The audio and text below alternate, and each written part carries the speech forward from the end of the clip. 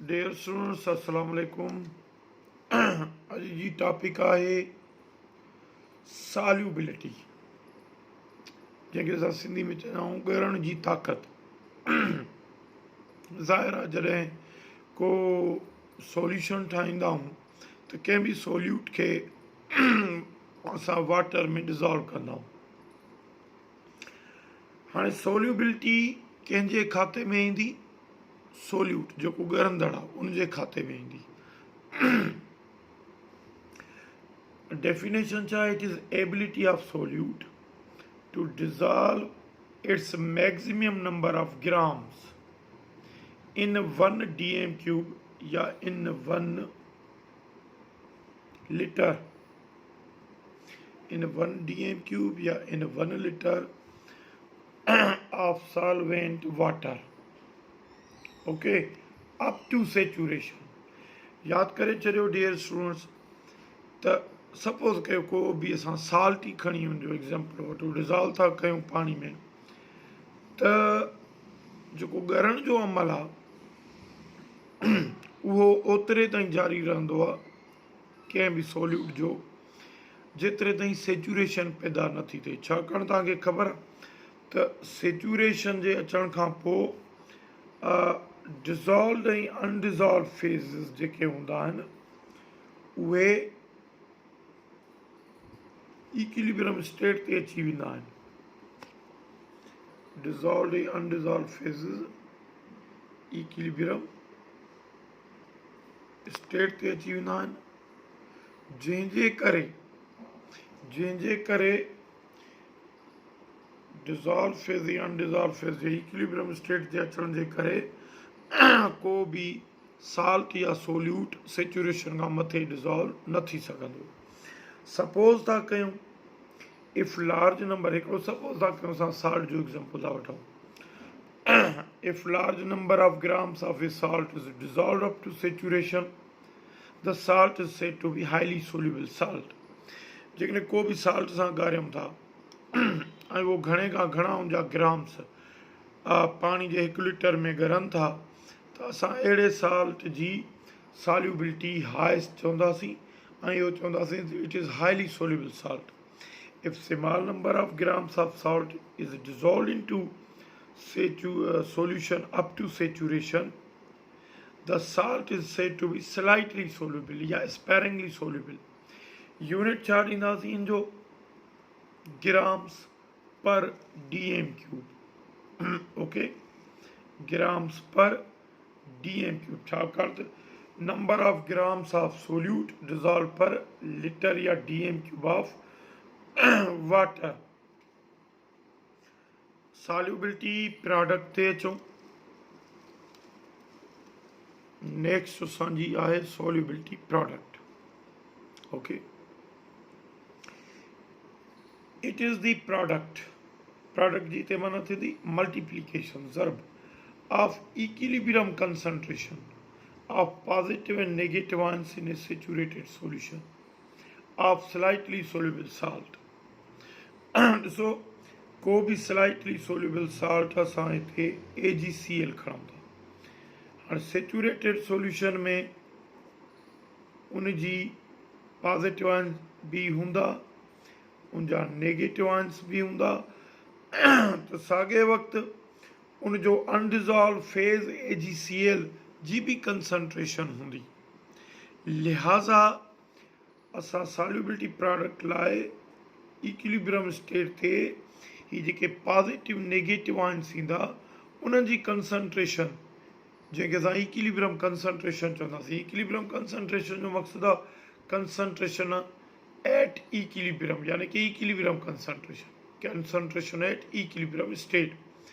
त equilibrium state ते जेके पॉजिटिव नेगेटिव आयन जी कंसंट्रेशन जी ज़रबुपत हूंदी, इनखे असां सॉल्युबिलिटी प्रोडक्ट चवंदासीं। जंहिंजे करे असां इनखे लिखूं था KSP। असल में सॉल्युबिलिटी प्रोडक्ट कांस्टेंट आहे। KSP is equal to concentration equilibrium concentration of positive ions into equilibrium concentration of negative ions. Once again मां ॿुधायां थो, हिते इक्विलिब्रियम कंसंट्रेशन लिखण जो मक़सदु आहे त concentration at equilibrium state. Suppose था कयूं हिकिड़ो को बि हाइपोथेटिकल साल्ट आहे X Y slightly soluble salt आहे। अच्छा डियर स्टूडेंट्स, हिकिड़ी ॿी ॻाल्हि तव्हांखे मां ॿुधाईंदो हलां, उहा इहा त यादि करे छॾियो त सॉल्युबिलिटी प्रोडक्ट जो कंसेप्ट असां किथे इस्तेमालु कंदासीं? जेको हाईली सोल्यूबल हूंदो साल्ट हूंदो या स्लाइटली सोल्यूबल साल्ट हूंदो? त जवाबु आहे स्लाइटली सोल्यूबल साल्ट। छाकाणि त हाईली सोल्यूबल साल्ट जेको आहे उहो इक्विलिब्रियम स्टेट ते वापसि न अची सघंदो, उनजी इक्विलिब्रियम स्टेट तमामु देरि सां पैदा थींदी। लिहाज़ा असां ही स्लाइटली सोल्यूबल साल्ट ते कंसेप्ट मोस्टली यूज़ कंदासीं। हाणे सपोज था कयूं हिकिड़ो X Y slightly soluble salt आहे सेचुरेटेड सोल्यूशन में, त सेचुरेटेड सोल्यूशन में हिते हिन जो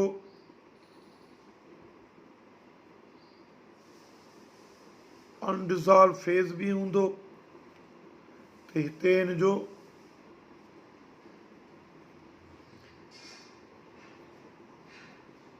डिज़ॉल्व फेज़ बि हूंदो जंहिंमें आयन्स हूंदा।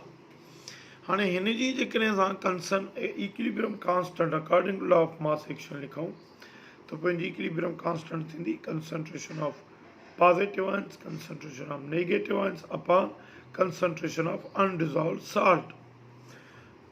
या असां हिन खे हिन तरफ़ खणी वञूं, हिते डिवीजन में हेॾे मल्टीप्लिकेशन में अची वेंदो KC into concentration of undissolved salt बराबर concentration of positive ions into concentration of negative ions।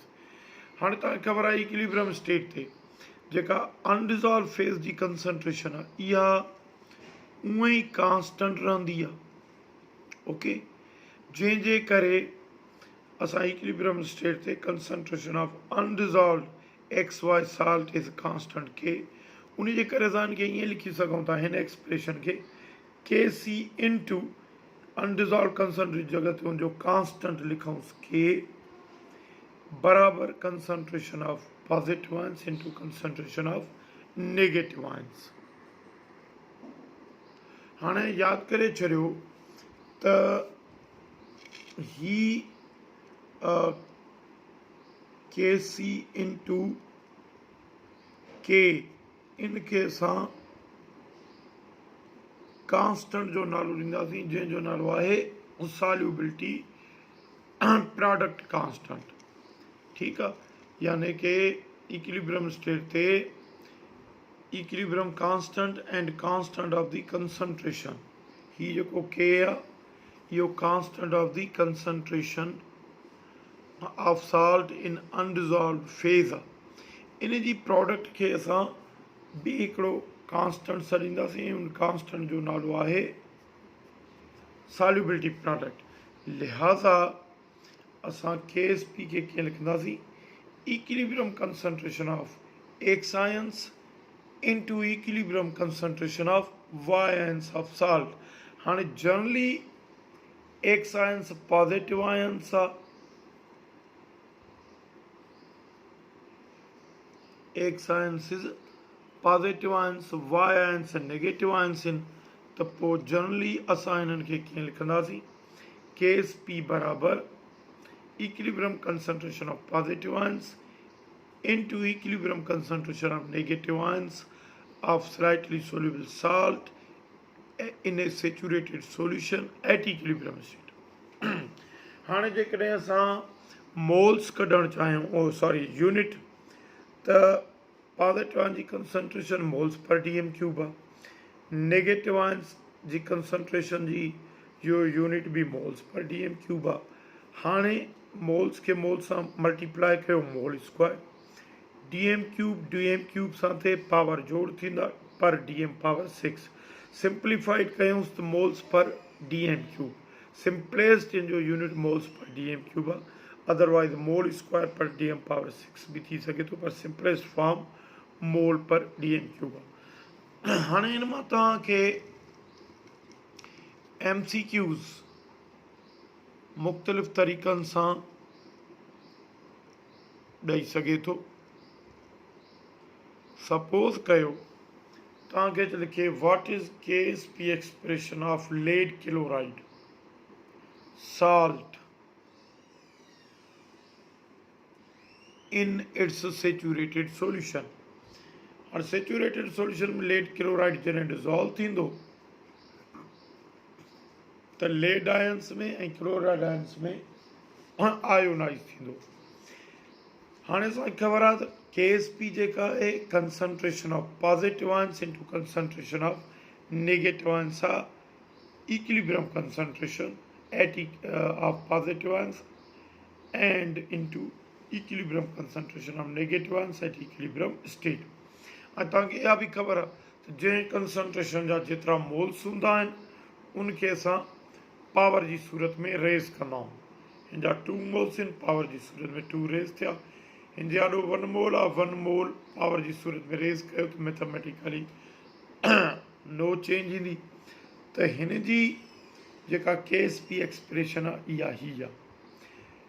त अहिड़े नमूने सां तव्हांखे को बि कंहिं बि साल जो सेचुरेटेड सॉल्यूशन ॾेई करे तव्हां खां उन मां पुछी सघे थो त हिन जी KSP एक्सप्रेशन ॿुधायो। अच्छा, यूनिट्स ते अचूं। तव्हांखे ही saturated solution of soluble salt ॾेई करे तव्हां खां पुछे what will be the unit of solubility product constant in this saturated solution of this salt। तो पोइ यादि करे छॾियो तव्हां पहिरियां हुनजी KSP एक्सप्रेशन लिखंदव। हाणे हिन जी concentration moles per DM cube, okay, ऐं हिन जी concentration moles per DM cube. छाकाणि थी 2 मोलर हुयो, 2 पावर जी सूरत में रेज़ थियो त हिते बि पावर। हाणे ही थी वियो मोल per DM cube into mole square पर DM पावर 6। त हिन जो यूनिट छा वञी बीठो, मोल क्यूब पर DM पावर 9। त ही करेक्ट ऑप्शन थींदो मोल पर DM क्यूब। जेकॾहिं तव्हांखे ही साल्ट ॾे थो ऐं हिन जी KSP जो मोल यूनिट पुछे थो त पहिरियां हुनखे आयोनाइज़ कयो, हुनजी KSP एक्सप्रेशन लिखो, पोइ उन में moles per DM cube use कयो। जंहिंजे मथां जेतिरो मोलर कोफिशिएंट रेज़ड हूंदो उनखे ओतिरो तव्हां पावर में आणियो त पोइ उनखे छॾायो त यूनिट अची वेंदो। या वरी ॿी सूरत इहा आहे त तव्हां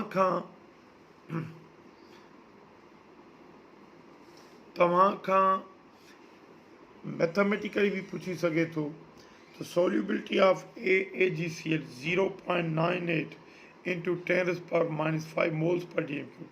हिकिड़ी ॻाल्हि तव्हांखे मां यादि कराईंदो वञां त असुल में सॉल्युबिलिटी जो यूनिट ग्राम्स पर DM क्यूब हूंदो आहे। हे ग्राम्स में ॾींदो, पर तव्हांखे हिनखे मोल्स में कन्वर्ट करिणो पवंदो। मां हुनखे मोल्स में डायरेक्ट ॼाणी वाणी ॾिनो आहे जीअं प्रॉब्लम शॉर्ट थी सघे। ग्राम्स में ॾियां त मोल्स में कन्वर्ट करण लाइ मुंहिंजे मास इन ग्राम्स खे ग्राम मोलर मास सां वंड कयो आहे। बहरहाल डायरेक्ट मूं ॾिनो आहे त solubility of AgCl is 0.98 into 10⁻⁻5 mole per DM cube at 5 degree centigrade. What is KSP। हाणे AgCl खे आयोनाइज़ कयो, इक्विलिब्रियम स्टेट ते पॉज़िटिव नेगेटिव आयन्स ईंदा। हिन जी इक्विलिब्रियम कंसंट्रेशन खणो त concentration of silver ions into concentration of chloride ions. 1 खां वधीक 2 मोल या 3 मोल कंहिंजो बि कोन्हे जो ब्रैकेट जे मथां पावर जी सूरत में असां उनखे एक्सप्रेस कयूं। लिहाज़ा KSP बराबरि concentration of positive ions into concentration of negative ions वारी एक्सप्रेशन ते। हाणे जेका सॉल्युबिलिटी आहे इहा हिन जी कंसंट्रेशन आहे, इहा ई हिन जी कंसंट्रेशन आहे, ऐं ॿई छाकाणि त हिकु जेतिरे मोल्स में आहिनि लिहाज़ा हिन जी कंसंट्रेशन हिकु जेतिरी ई बि ईंदी। ओके, हाणे वैल्यू विझी छॾायो त हीउ छा ईंदो 0.96 इंटू 10⁻⁻10 मोल स्क्वायर पर DM पावर 6। त अहिड़े नमूने बि तव्हां खां MCQ सॉल्युबिलिटी ॾेई करे तव्हां खां सॉल्युबिलिटी पुछा करे सघे थो।